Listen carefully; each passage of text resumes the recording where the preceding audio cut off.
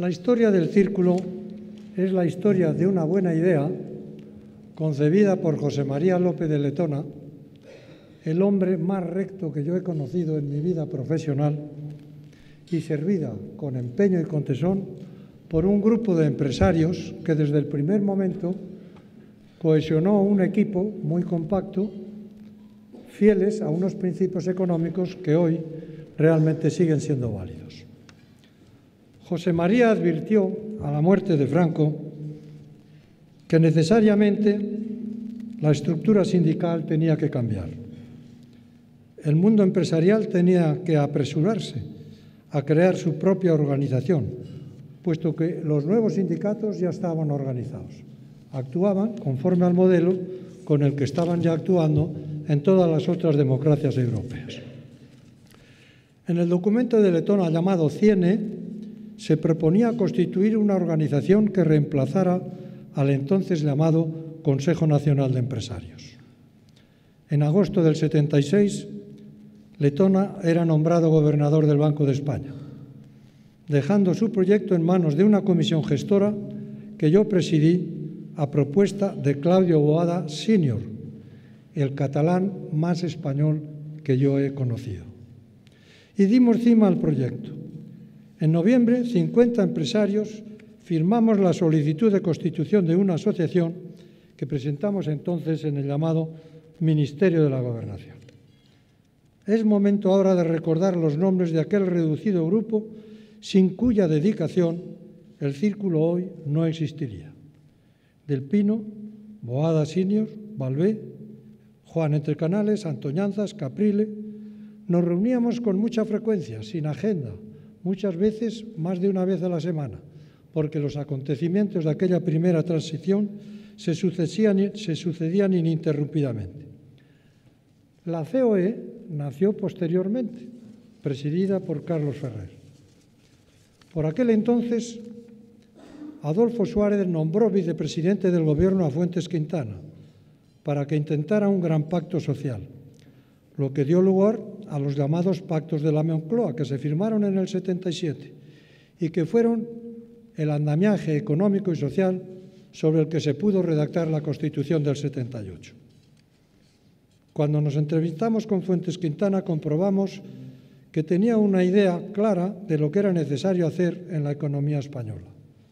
Sus pactos contaron con el apoyo de todas las fuerzas políticas, pero con la sorprendente discrepancia de dos.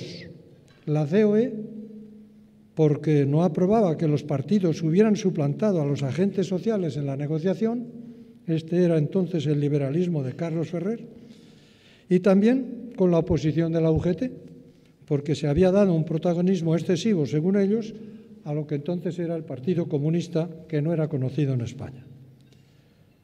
La elaboración de la Constitución del 78 fue la piedra angular de la transición democrática. Por eso el Círculo se implicó a fondo en las discusiones que surgieron a su propósito.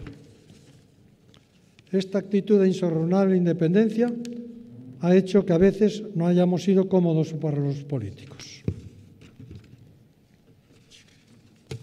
Me he pasado la hoja, ¿sabes?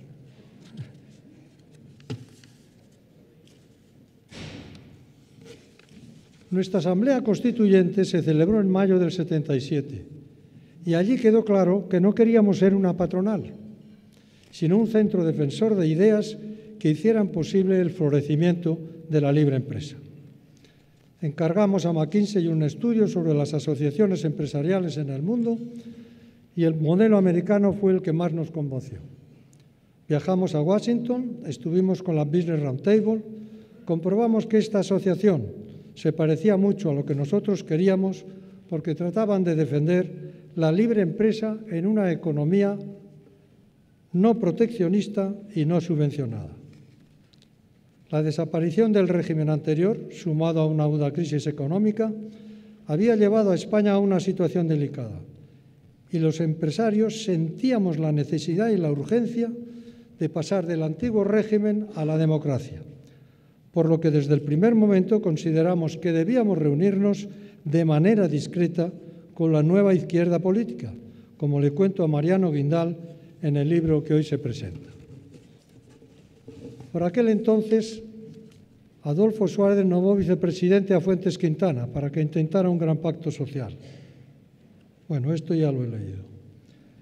La elaboración de la Constitución del 78 fue piedra angular en la transición democrática.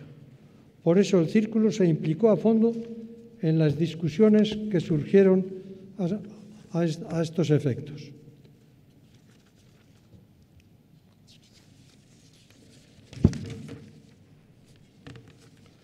Y así, cuando se planteó el modelo territorial del Estado, mostramos nuestra preocupación porque ese estado de las autonomías podría dar lugar a que el Estado quedara vacío de algunas de sus competencias básicas, y eso complicaría mantener la unidad de España, como así ha sido. También mostró su temor a la creación de una administración y un sector público gigantescos, al amparo de un reconocimiento explícito que entonces hacía la Constitución, y la hace ahora naturalmente, de que la iniciativa pública era un agente válido en el campo de la actividad económica, como así ha sido. Otro de los problemas que detectamos fue la defectuosa regulación de la huelga, y esto ha dado lugar a las múltiples huelgas políticas o abusivas que seguimos sin resolver. Durante estos 35 años de existencia, el Círculo ha reiterado esas mismas advertencias y además advirtió en su momento la inviabilidad del modelo del sistema de pensiones y las graves consecuencias de la politización en la educación y en la justicia. No aludo a las cajas de ahorros porque ese problema afortunadamente está resuelto. Esto, como decía antes, nos hizo incómodos para los políticos.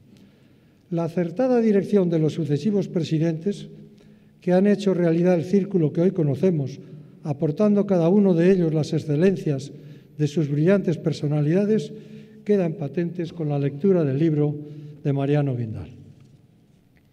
Por primera vez en la historia del Círculo, una mujer ocupa su presidencia.